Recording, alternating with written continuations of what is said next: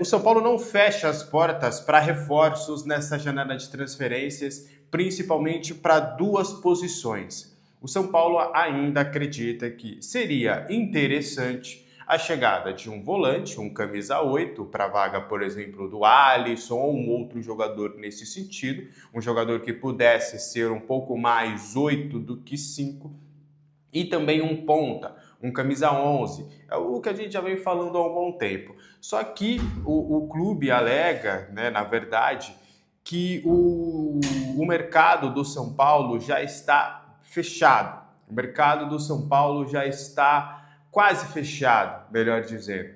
Porque o São Paulo entende que fez uma boa janela, que o São Paulo fez boas contratações e tem também dentro do seu plantel algumas soluções importantes. Por exemplo, a do 8, tem o Jorge, né? Tem o Moreira, de ponta, tem o Luca, tem o TT. Só que aí o São Paulo fica de olho nas famosas oportunidades no mercado. Então vai ser muito natural, até você, eu já te preparo inclusive para isso, nos próximos dias, de você acabar vendo, pô, o São Paulo está monitorando, sondou a situação de tal fulano, que é um volante ou até um ponta. Por exemplo, eu sempre falei para vocês que eu tenho a informação que o São Paulo chegou a sondar a situação do Zé Vitor, da Portuguesa, e chegou a sondar a situação do Maceió, também da Portuguesa, que se encaixam nessas características de volante e de ponta. Só que não vão abrir negociações porque entendem que são negócios que não valeram a pena. A Portuguesa quer uma grana pelo Maceió, porque já tinha emprestado na temporada passada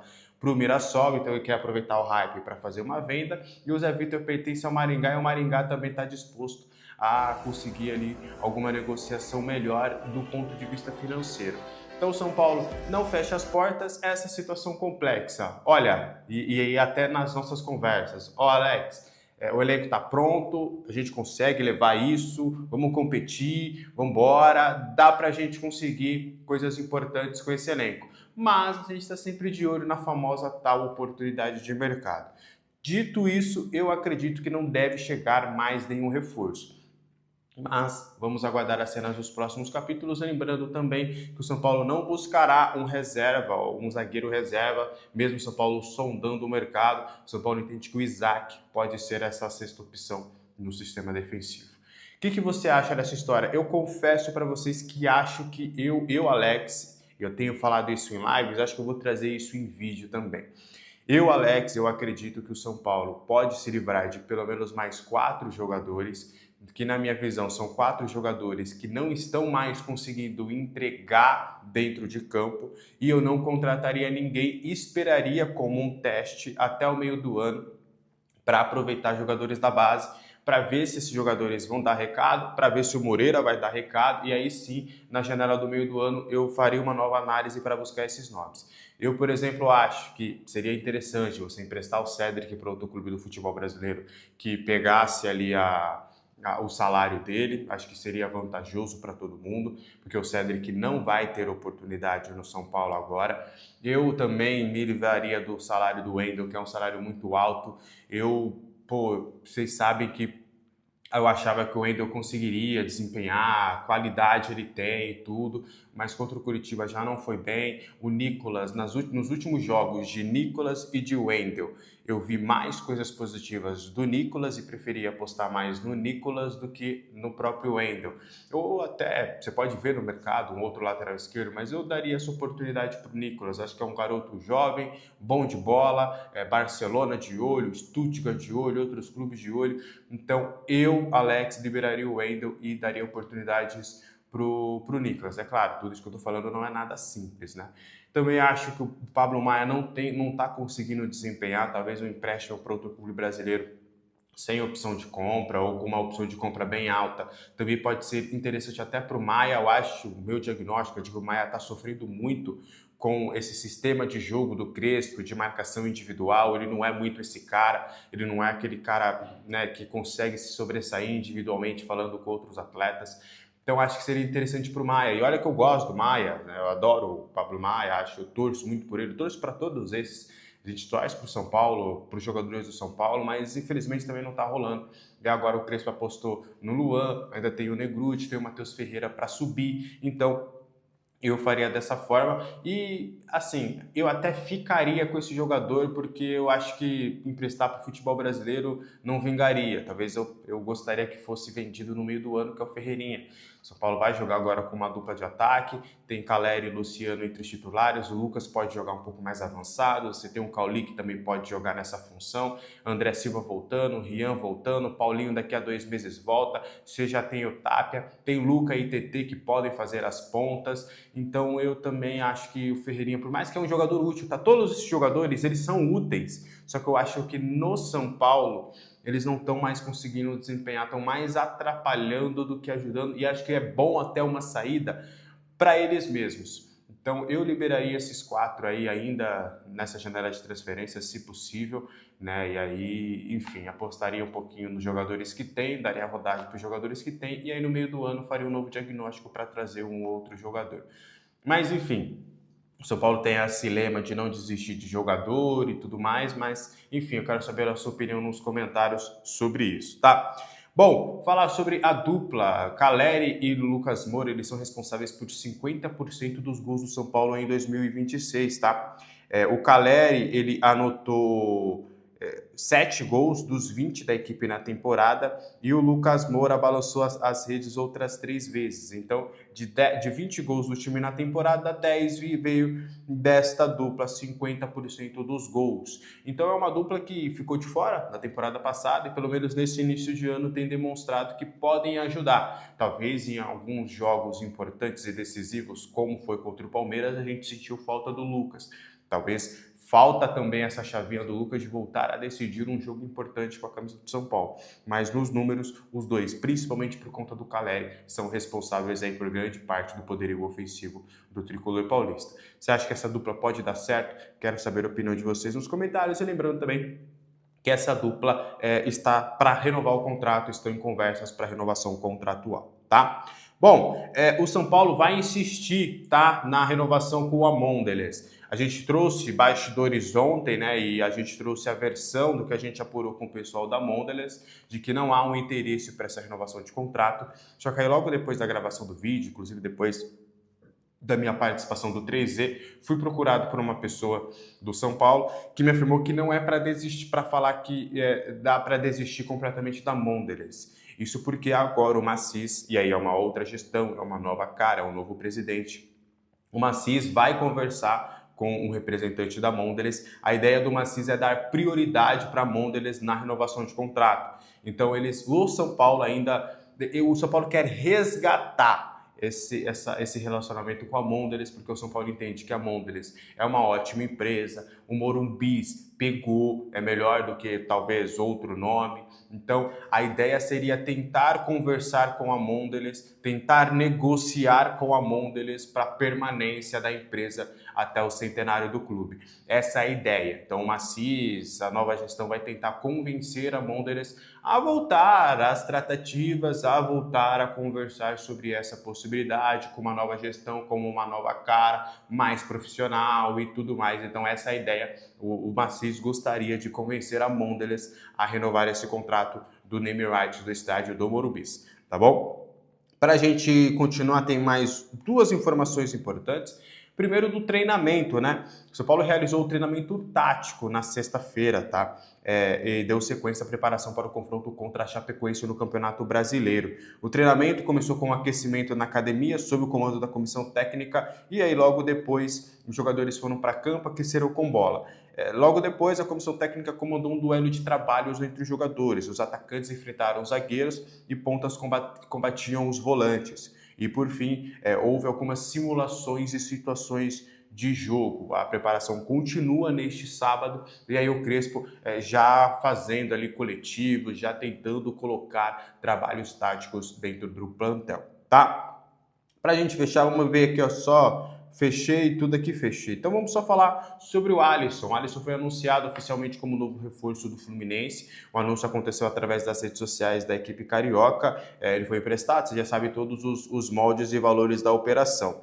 Vou pegar os números do Alisson, né, que está no São Paulo desde 2022. Ele jogou 190 partidas com 8 gols marcados, 13 assistências o título da Copa do Brasil de 2023 e da Supercopa Rio de 2024, só que as últimas 2 temporadas foram marcadas por lesões, né? Primeiro ele teve uma grave lesão no joelho e depois uma fratura no tornozelo, que dificultaram o seu rendimento com a camisa tricolor. E aí agora ele vai ter essa oportunidade aí de jogar com a camisa do Fluminense. A gente espera que ele vá bem lá, seja negociado e aí possa depois, né, render ainda mais 15 milhões de reais. Ele e o Ferrarese, os dois juntos, podem render 60 milhões para o São Paulo em dezembro. Seria uma baita grana. Vou torcer para os dois irem muito bem lá, para que eles sejam comprados e tenham um ótimo futuro aí como atletas profissionais.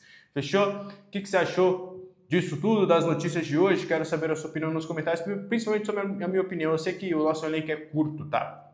Eu sei que o nosso elenco é curto, só que mesmo dentro desse elenco curto, tem opções que já não estão agregando mais. Para vocês terem noção, Cédric, Ferreirinha, Pablo Maia, o Pablo Maia bem menos, tá? Mas, e o Wendel, os 4 juntos, dão um pouco mais de 2 milhões de reais.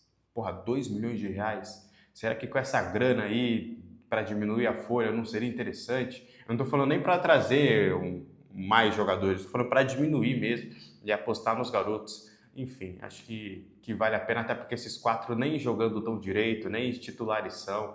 Enfim, é uma opinião que eu tenho aqui, vou trazer um pouquinho mais de opinião em algum cenário ou outro. Mas, enfim, e olha que eu gosto, tá? O Wendel, a família do Wendel é super gente boa.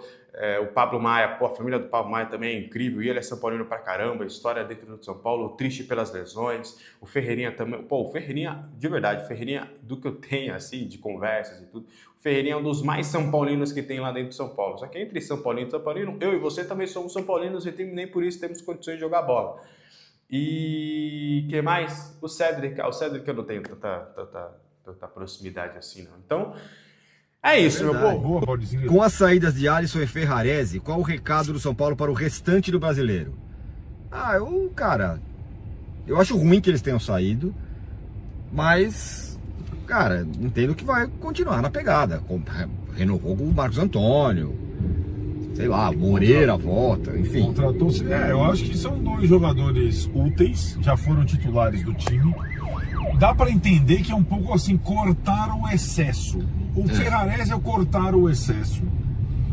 O Alisson é aquela situação que quase todo mundo não via a possibilidade dele continuar no São Paulo, era talvez uma exceção. Acho que os dois podem fazer falta, sobretudo o Alisson, mas eu entendo como não uma coisa, uma mudança de objetivo por conta da saída dos dois, né? Espero sinceramente que os meninos que passem a ocupar espaço nas posições respectivas deem conta do recado, tipo o Isaac, o Jorge, né? Vamos torcer para isso. Aqui, ainda sobre isso, o Lucas Carvalho fala: preferem Ferrarese, Tolói ou Dória? Acham que valeu a pena o negócio com o Botafogo? Cara, dos 3 eu prefiro o Ferrarese. Vamos lá, para ser bem assim, eu também, é o mais jovem, é o mais versátil, mas porém, disparado, é um dos zagueiros que mais erra. Sim. É um zagueiro que erra muito. Se bem que o Dória, as poucas vezes que jogou. Mas tô falando assim, na história, no sim, histórico. Verdade, na história da mais carreira.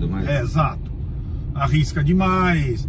Vamos combinar que o ano passado ele deu a bola lá na fogueira aos 50 do segundo tempo lá pro Pablo Maia, que saiu o gol. Sim.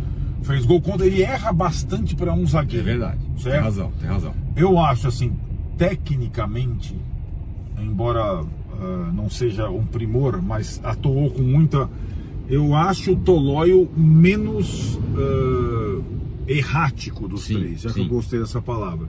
Porém, ele convive muita lesão. Então é uma situação... Mais lento. Mais lento, tal. Então concordo. Mas eu gostei. Guilherme Figueiredo, Unimed e 75 milhões. O que muda na vida do São Paulo? Abraços de Tijuca, Santa Catarina. Cara, melhora, né? 75 milhões não é pouca grana. Teve lá a treta de usar o verde, não usar o verde, não deve usar verde, porque o Unimed, o logo é verde. Isso é de menos, né? Eu acho que era um acrescentou patrocínio vago, né? Toda receita é bem-vinda, espero que seja bem utilizada, né? Não muda a vida do São Paulo, mas ajuda, sempre ajuda. Né? Sim. Sempre ajuda. O Fucadélico. Crespo sai desgastado dessa semifinal em relação às suas convicções táticas e teimosia? Não, na verdade, eu acho que tem sido tudo menos teimoso, né? Já usou 10 sistemas diferentes, né? A teimosia, na verdade, existia essa crítica quando o sistema de 3 zagueiros prevalecia em qualquer circunstância. Ele variou, né? Nesse momento. Eu não achei que ele foi teimoso. Também não. Contra o Palmeiras. Eu achei que a estratégia foi equivocada. Exato. Né? Eu acho que a pior coisa dessa foi talvez a declaração sobre o gramado sintético, não precisava. Mas acho que nem foi recado para ninguém. Ele só falou ali. Não, porque muita gente achou... deveria levantar a bandeira. Não, ou então ficar mais neutro. Falar, não, isso aí não é ruim mesmo, mas não é desculpa, sei lá. Mas, não, porque muita gente falou, né? Muita gente falou que ele não tomou partido e tudo mais. Então, acho que é bom nós estamos nesse tempo, porque assim, você tem duas visões sobre a coletiva dele. Uma, ele não tomou partido no gramado sintético, na questão de queixa de arbitragem, e a outra, ele não delegou responsabilidade. Ele foi eliminado não pelo gramado, não pela arbitragem, não pela árbitra. É verdade, tem razão. Diogo Marujo, quem da base pode subir no lugar de Alisson e Ferrarese? Não. Já subiram, né? Já subiu o Jorginho para o lugar do Alisson, já jogou inclusive no jogo, e o Isaac deve subir para o lugar do Ferrarese para ser o 6º zagueiro, né? Ele também já treinou algumas vezes com o profissional, já foi o Crespo inclusive já levou o Isaac, se não me engano, vocês são mais precisos que eu, para o banco naquele jogo contra o Fortaleza, que o São Paulo não tinha zagueiro. É verdade. Que jogou o Luiz Gustavo improvisado, e o Negruti improvisado, o Isaac estava no banco, né? Eu acho que acabou tentando no finalzinho, depois eu vou conferir. Mas o Isaac é um jogador que pode ser tranquilamente acho que o 6º zagueiro do São Paulo, por ser destro, tem mais ou menos as características do Ferrarese, vai entre aspas. O Lucas Carvalho, não, o Lucas Carvalho já foi. O Leandro Coimbra, jogariam com qual dupla de ataque considerando Luciano, Caleri, André Silva, Lucas e Tapia? Sem querer ficar em cima do muro, eu vou falar depende. Mas a dupla que eu preferia, que eu acho que vai render mais, é Lucas, Luciano e Caleri. Se for uma dupla. Se for dupla. Exato, mas aí que tá. Mas não acho ruim Lucas e Caleri também. Agora você começa a ter boas opções diversas de dupla, né? Com características diferentes. Inclusive o André permite isso, né? Enfim, eu acho que é uma...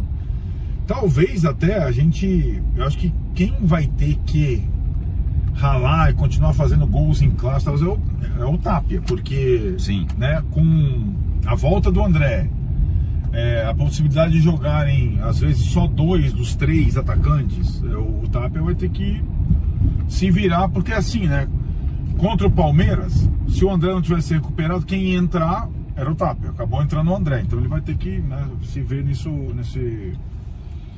nessa luta agora por recuperação de espaço, o chileno.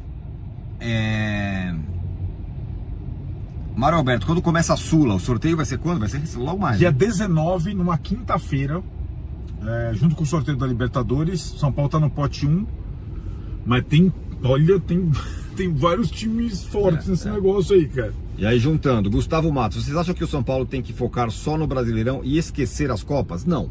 Mas eu acho que dá pro São Paulo trabalhar com as Copas. Agora tem um pouco mais de elenco, agora dá para pensar um pouquinho mais, melhor. Vai ser desgastante pro brasileiro, acho que o brasileiro tem que ser prioridade sempre. Não acho ruim a ideia de Sul-Americana na primeira fase, no começo, com o que der, sei lá, com sub-20, não sei, mas assim, priorizar o brasileiro. Pra mim, sempre isso. Não sei o que você acha. Eu acho assim... Mas agora tem, por exemplo, só de atacante, dá pra você fazer várias duplas. Então, mas né? aí tá, beleza. Mas e o trio do meio? Esse é o problema. Como foi o São Paulo tem elenco na parte defensiva e na parte ofensiva. No miolo não tem elenco. Ele depende demais dos 3 jogadores de meio de campo para fazer um revezamento de times entre brasileiro e Copas. Essa é uma questão. Por isso a situação do Alisson lá atrás, né? Então, por exemplo, você vai jogar Sul-Americana com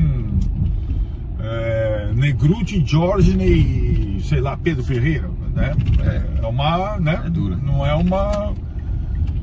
Até alguns jogos você pode jogar com Negruti, Jorginho e Pedro Ferreira, mas não é simples. Falta gente nesse setor aí do campo. Ivan Rubens, seria importante uma campanha Canindé lotado 100%? Claro, deveria. Muito. Aliás, devia partir da diretoria, algum, sabe, diminuir preço, sei lá. Nós estamos gravando isso na sexta, esse vídeo. Até agora, nesse momento da gravação, eu não vi a largada da venda de ingressos. Seria muito importante. O Rui Costa e o Rafinha vistoriaram o Canindé e tal. Não é só vistoriar o Canindé, é caprichar na política de ingresso, no preço. Incentivar a galera. Incentivar a galera aí. Pro time, possivelmente fazer um treino antes. Para os caras terem as referências para aquilo virar uma casa. Eu acho, sinceramente, Tironi, dentro dessas coisas todas, nosso discurso, priorização, esse jogo é um jogo chave pro São Paulo. Chapecoense, sem dúvida, em casa. É vencer. Porque depois é só pedreiro. Depois é Bragantino fora, é Galo fora, é Palmeiras. Então tem que ganhar esses 3 pontos em casa. Aquela história, perder pontos para esses times, ele tem um efeito devastador. Porque você perde ponto para time menor, que você tem obrigação de ganhar.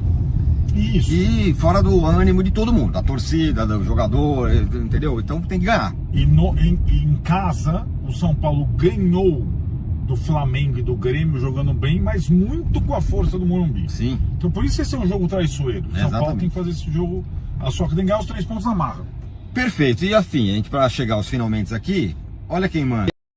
O São Paulo segue a sua reformulação no elenco, iniciada em janeiro e que ganhou força com a saída de Ferrarese e Alisson. Porém o clube passa também por uma reformulação ANS suas categorias de base. Nesta semana o tricolor anunciou a saída do atacante Felipe Carneiro para o Sport. Ao todo São Paulo chega a 18 saídas, contando atletas titulares, reservas e os que subiram ao profissional mas não receberam oportunidade de Crespo para atuar. O empréstimo de Ferrarese ao Botafogo, Alisson ao Fluminense e agora Felipe Carneiro para o Sport reforçam a estratégia do São Paulo de liberar salários e abrir espaço no elenco. A saída de jogadores jovens e de médio porte permite que o clube gestione folha salarial e faça espaço para novas contratações, testes de atletas da base além de dar minutagem aos jovens jogadores que estão sem espaço para que ganhem experiência e maturidade para futuramente retornarem ao clube. Como Alexander Vieira citou, dentre os atletas que têm maiores chances de serem vendidos muito em breve é Ferreirinha. Clubes turcos já monitoram a situação do atacante. Em relação às categorias de base, o São Paulo segue fortalecendo o time sub-20 de Cotia com a chegada de mais um talento vindo do futebol nordestino. O volante Kevin é o novo reforço do tricolor, trazendo no currículo conquistas recentes e passagens por clubes tradicionais. Kevin chega ao Morumbi após um ano de destaque em 2025, quando defendia o Retro. Pelo clube pernambucano, o jovem meio-campista sagrou-se campeão pernambucano sub-17, consolidando-se como uma promessa do setor de marcação e articulação. E aí, torcedor, quais os jogadores do São Paulo que você acha que deveriam ser negociados? Ferreirinha, Bobadilla, Cedric ou algum que eu não falei? Deixe a sua opinião nos comentários.